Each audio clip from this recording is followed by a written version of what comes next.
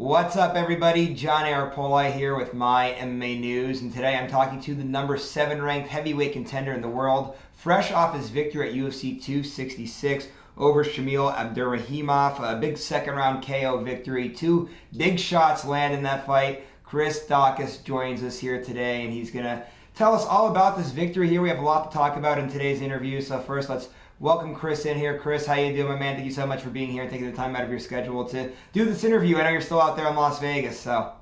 Yeah. Yeah. So, well, first off, I greatly appreciate the platform and you having me on and all that. But yeah, thank you for having me, and I'm really excited to, see what the future holds. Yeah, man, definitely a lot going on here. And before we get into any of that, I have to ask, I know, like I said, you're still in Vegas, mainly because your brother is fighting this weekend here against Kevin Holland. Just how you feeling? I know he said you get very nervous before his fights. You get more nervous for his fights than your own. So how are you feeling right now? I'm okay. It's the nerves usually don't hit for his fights until obviously fight night, a little bit during weigh-ins and fight night. So, it's just like my fight. Those are the days that I start feeling the nerves. But it's something that we've been doing for a long time, and it's something that we're going to continue to do and be very successful doing. So it's good. And you guys help each other out so much. So I have to ask, did you even get to celebrate your win at all? Because I know you had to be right back in the gym Monday helping him kind of get ready this week for his fight. Did you get to go out and do anything after you won? No, I didn't celebrate at all. I think I ordered a pizza and some wings, and that's pretty much it. And then I was in bed early, and we took Sunday off. He did a little like run and workout and stuff like that, just light on the body, and then we're right back to it yesterday and today. So it's gonna be good. All right, we're looking forward to seeing that fight this weekend. Now let's get into your fight, the big victory that it was. Anyone that watched the fight saw you land two brutal hooks, like literally knocked the spit right out of his mouth, like two great shots. Was there something that you saw that like led to you just throwing those bombs and how they both landed like that, or is that just kind of you doing your things? I know you're very aggressive and you knock people out all the time. So how much of this was game plan versus you just doing your thing? Yeah, I was kind of just doing my thing, and then I was listening to my corner, my coach Will Martinez, and my brother Kyle, and Pat Brady, who was there with me today, who was there with me. I really appreciate all those guys coming out. But the biggest adjustments that separates the good guys to the great guys are the little adjustments that they could do, and the corners are definitely a big part of that. And I was listening to my corner. I also seen that he was dropping his right hand a little bit when he would throw his hooks, or when he would throw his lead hand. I heard my coach call for it, and I threw it, and it landed at the end of the first. And then it was kind of just, I got to be on him, because if you look at the video, he's kind of wandering around between the first round and the second round. He's kind of just not there. And I knew that he wasn't there, and I knew I had to jump all over him, because I didn't want to give him, the chance to get back into the fight, because with him being the type of veteran that he is, and he knows how to win. And I had to be on him, and I ended up going out there and finishing. So you said there you saw that. You saw him wobbling around kind of. It's like you knew when he started that second round off that he was on weak legs and it was yours for the taking right then and there? Absolutely, yeah. He was slow to get up out of the corner. I got up. I was trying to walk into my corner, and he's still kind of like on his knees, and I knew that he was done. And then I was standing there. My corner was still telling me, he's still hurt. He's done. He's done. Go out and finish him. And we went out there and we finished him. And when you landed that second shot too, it was like they're not stopping it yet. I mean, Christ, like the way you got knocked around there. Like, were you surprised that you still had to go in there and really give it to him there on the ground? I mean, and credit to him too, because he has to be tough to stand there and take those shots like that. Huge credit to Shamil for being able to take those shots. I appreciate the referee and giving him every possible chance of surviving and continuing the fight, because that's exactly what I would have wanted. I don't want people to say that knockouts or finishes are too quick or too early. Like, I want a definitive win on everything, that there's really, that no one can question it. Oh, that was an early stoppage, he was still ready to go. Like, if that's the way, that's the way that us fighters want to go out, then it's a personal choice for us to go out that way. If I'm in a choke and I want to go out, I just go out. If I want to give up, I go to give up. And for people to excuse me, And, it was just, in my opinion, it was a fair stoppage, and I'm okay with the stoppage. So. And the best thing I think about the whole entire night that night was your fight of the night bonus, right? It's always nice to get some extra cash there. So just first talk about just how much that means to get that extra money, because it's got to be great having an extra $50,000 like that. And then just what do you plan on doing with it? Now you have a family, you just gonna put that right in the bank account and save up for things to do with the family? Yeah, we're I'm definitely saving up the money, and just to be able to get that is it's a blessing, especially with the amount of fights and the amount of talent that was on that card. So and the amount of finishes too. So I was really grateful and really thankful, and getting something like that, it really is life changing, and it's something that a lot of fighters look forward to, and it's something that we always strive to do. To finish fights impressively, and try and get the wins. So I'm very grateful for the UFC, and very grateful that I actually got it again. So I'm actually a very big pro wrestling fan. I should say super big. I'm starting to get myself back into it. So anyway, last night being Monday night, I'm watching Monday Night Raw, and I'm prepping for this interview while I'm doing it. And I had written down originally, you beat the number 7 ranked guy. What's going to be next for you? Just as soon as I write down my last question, phone buzzes. It's ESPN breaking the story that you're going to be fighting Derrick Lewis later in the year. So I am crossing this out. I'm going to write questions down. Then I wake up this morning. I see your management team tweets out, whoa, pump the brakes. We're focused on Kyle's fight. What can you tell us with this Derrick Lewis thing? Is there anything set in stone here? What exactly can you give us here? Yeah, as of now, going with my management team and Empire Sports Management, there's nothing set in stone. I'm focusing on this week.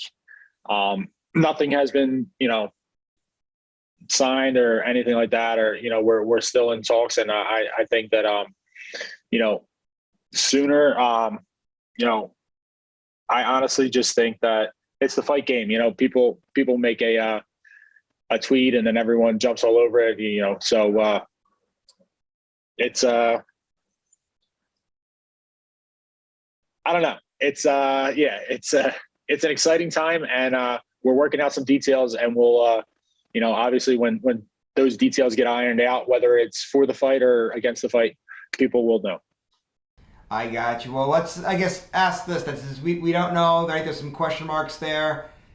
December was what they reported. Is that fair enough? Like, would you like to get in there again by the end of the year, or at least maybe in the early parts of 2021 then, or 2022 then? Oh yeah. Yeah. There's no discrepancy with me as far as like getting back in there. I would obviously like to compete as often as possible. And if the UFC wants to do a December card, I'm okay with December. I'm okay with that kind of turnaround. So I just want to stay active.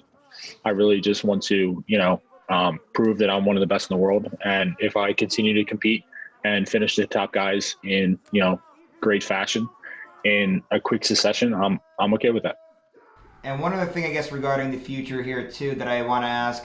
Obviously, the report was Derrick Lewis. That would be awesome for you because he's ranked ahead of you. He's a household name. Just fought for an interim title. I'm going to imagine that's what you want, these types of guys. Now you've proven that you're this great knockout artist. You're on such a great winning streak here. I would imagine you want somebody that's going to be ranked in front of you and get you into this title contention picture. I would imagine, right? Yeah. I mean, that's why we do it, right? I'm not here to, welcome new guys into the division. I'm not here to, take easy fights. I want the biggest names. I want the toughest challenges that I could possibly get at heavyweight that people want to see. And, I want the top guys. And if this fight happens and, it'll be something that I've worked for these past, 10 years. So it's definitely a big step up in competition if everything goes to plan, but we'll see how things iron out. All right, and now I want to get into a few other things with you here, if it's okay. And I want to talk about what your job was like before you became a fighter, and getting into how you were a police officer out in Philly. Before we actually get into the X's O's of like a day in the life of a cop in Philly, one training thing that I have to ask. I know you recently made this decision to go about making yourself a full-time fighter, dedicating all your time to fighting. How much has that helped you as a fighter now that you don't have to worry about going off and doing another job later on at night or during the day and getting your schedule all based around what your work schedule was like? Yeah. Yeah, it certainly has helped me in a lot of aspects. Um, I would only try to get maybe one, maybe two training sessions in, if I was lucky, before I had to go to work, depending on what I was working that day. So, having committed to being a full-time fighter and all, it's helped me. Even, a lot of people don't realize that. They would think that the training would just, like, the amount of training would just increase, and it has. But the biggest thing that I found is my recovery, and actually getting to bed on time.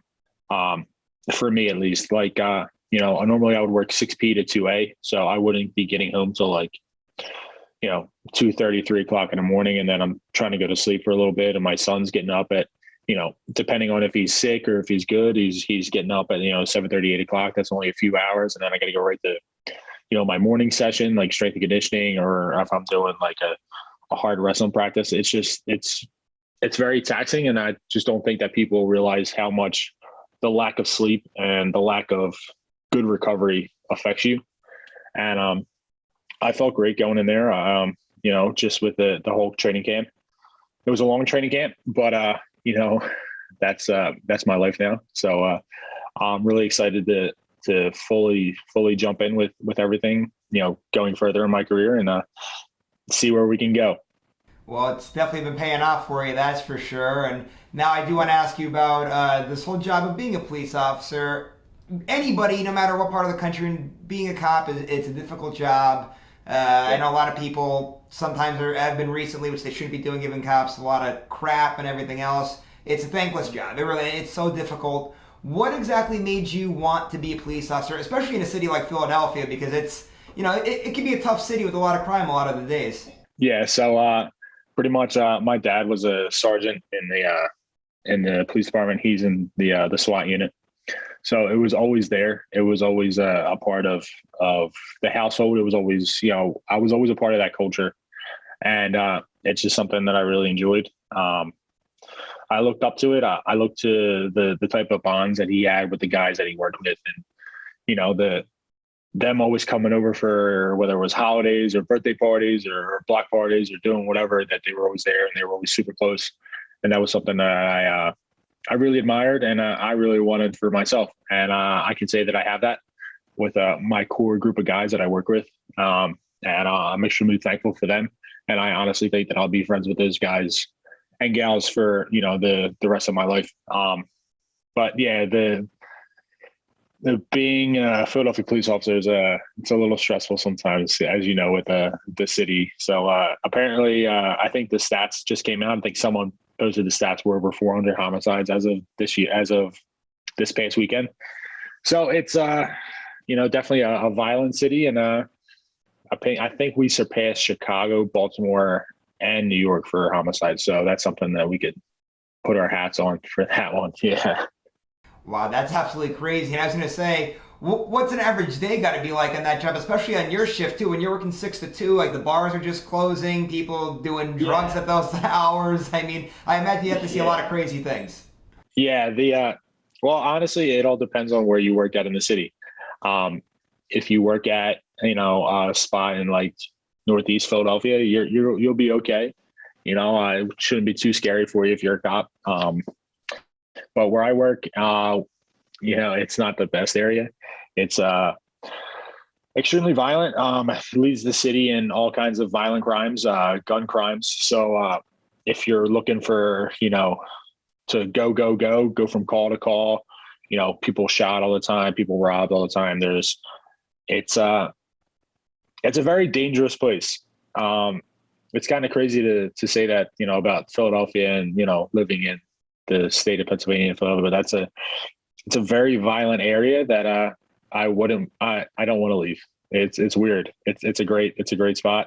I wouldn't want to be a cop anywhere else, strictly because I know what I'm getting. I know the type of people that I work with. I know who I can count on, and it's a great spot, especially if you're a new cop looking to learn. You'll learn a lot.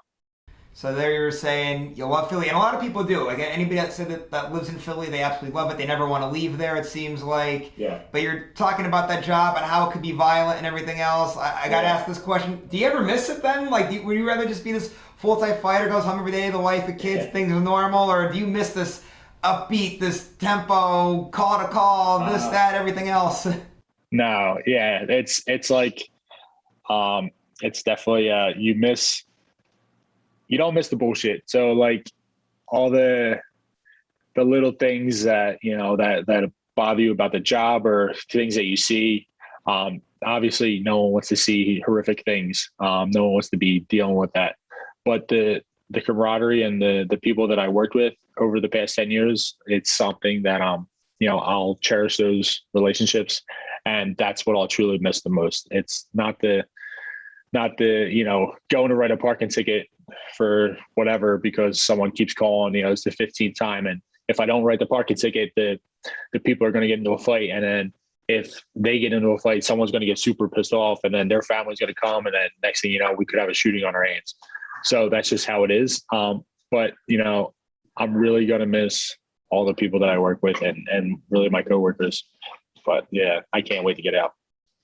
And then one other thing I have to ask you, just from your years of being a police officer, I kind of opened it up when I was talking about this, where like last summer it became a thankless job all of a sudden. Everybody was saying like this, defund the police, and that broke my heart seeing all that. Like nobody should ever act that way. I can only imagine being in your footsteps as somebody that actually was a police officer. How upset were you last year when all that stuff was going on and people didn't want there to be police officers anymore like that? Hey, it's I didn't sign up for this job to get thanked. I really don't. No offense. If I'm doing a job, I really don't care what other people think. I'm gonna be there. It doesn't matter. I'm there to help you. If you hate me, you hate me. But if someone decides to rob you or decides to shoot you, I will pick you up. I will put you in the back of my police car and I will take you to the hospital. It doesn't really matter to me. I have no personal biases on anyone for anything. You could be screaming in my face, and then get shot, and then I'll take you to the hospital. I'll throw a tourniquet on you. It doesn't matter to me. I'm trying to, make sure that I save your life, because I think that, you're allowed to do that. You're allowed to scream in the cop's face. That's what is a part of America. We're allowed to protest. We're allowed to demonstrate. We're allowed to do all that. We're allowed to say what we want. And I'm okay with defending, all those rights for all those people. And, if someone hates me for being a cop, that's fine. And they have every right to do that. Now I'm okay with it. Well, I don't hate you for being a cop. I really appreciate all your years of service there. And now, Chris, let's just we'll wrap things up here. We opened today's interview talking about how you're still in Vegas for your brother's fight. Talked about some of the nerves and everything. Your brother fights Kevin Holland on Saturday. Tell everybody how he gets it done. He's just gonna, he's gonna come out there. He's gonna put on a really, really high pace that I don't think Kevin's gonna be able to handle. His pressure in both striking and his grappling and his cage work is just going to be, on another level. And I'm really excited to see how he gets it done. But, I don't see Kevin being able to keep up. Some of the best guys in the world couldn't finish Kevin. I honestly think that my brother's going to be able to finish Kevin, and he's going to take his place amongst the top guys in the division, come Saturday night. Yeah, we're looking forward to seeing it if he gets a win too. He's going to get a nice fresh ranking next to his name. It'd be great to see. Yeah. Chris, thanks again for the time today. Before you roll out, though, social media, tell people where they can find you. If you got to give a shout out to sponsors, management, teammates, coaches, everybody, please, floor is yours. So Twitter and Instagram is pretty much what I do now, is Chris_Daukaus MMA. So just check me out on both Twitter and Instagram. The sponsors, obviously, Fuel Hunt. I appreciate you guys for helping me out. Electric Barber Company for hooking me up. I need to get back soon so I can get a fresh haircut. And Empire Sports Management and the UFC for everything that you guys are doing. And Martinez BJJ for being the best gym in the world. All right, guys, that was Chris Daukaus, big winner over the weekend at UFC 266. And I just want to thank Chris again so much for all of his time here today, talking about a lot of different topics, including the whole thing with the Philadelphia Police Department. That was a very nice conversation. Really appreciate all of the work that he's done. And speaking of good work, MyMMANews.com. Keep going there, checking out all of the great work that comes out from not only myself, but my colleagues as well. Go to our social media pages. We're on Facebook, Instagram, Twitter. Give us a like. Give us a follow. And if you guys want to find me on Instagram or Twitter, I'm at John Eric Poli. We'll see you later, everybody.